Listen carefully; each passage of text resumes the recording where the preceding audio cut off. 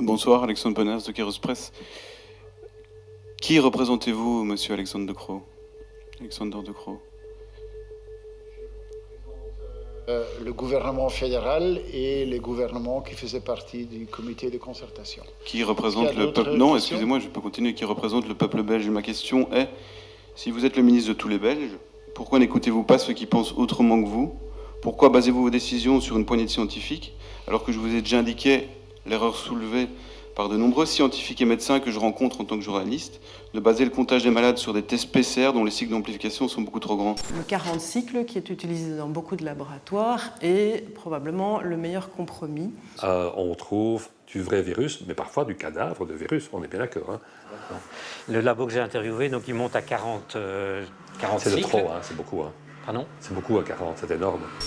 Je ne comprends pas pourquoi toute voix dissidente est censurée, et que je comprends votre position, je la respecte, mais normalement, une démocratie, il doit pouvoir y avoir du débat, et toutes les positions différentes doivent pouvoir être entendues. Ma question est pour M. Van den Broek aussi. Pourquoi toute voix dissidente est censurée? J'ai compris votre question.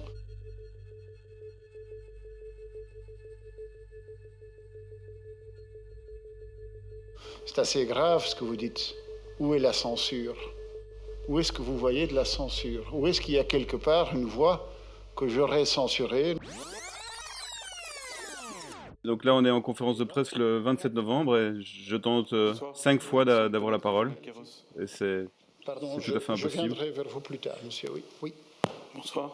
Je demande la parole depuis longtemps. Oui, je viens vers vous, monsieur, pas de problème. Bonsoir. Oui, je viens là et puis je veux... Et donc, il me propose de poser ma question à la fin. Et là, le générique de fin démarre. Et la conférence de presse, au fait, est terminée. Donc, la régie lance volontairement le générique de fin. Donc, la vidéo est dans un premier temps postée. Elle fait 1h09. Et peu de temps après, elle disparaît. Donc, elle est plus visible. Et il la reposte sans les questions des journalistes. Donc, elle fait 49 minutes après.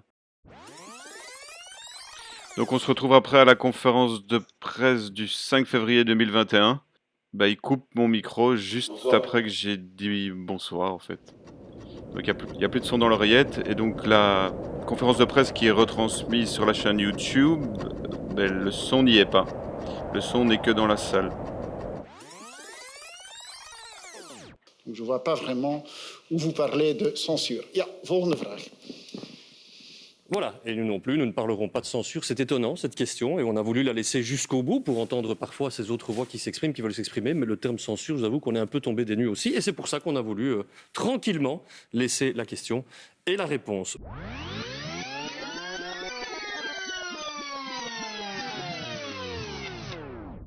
L'erreur soulevée par de nombreux scientifiques et médecins que je rencontre, en tant que journaliste, de baser le comptage des malades sur des tests PCR dont les cycles d'amplification sont beaucoup trop grands.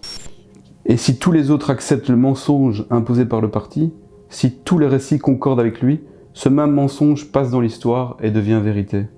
Qui contrôle le passé, contrôle l'avenir. Qui peut tolérer qu'en démocratie, nous n'ayons aucun pouvoir sur notre avenir?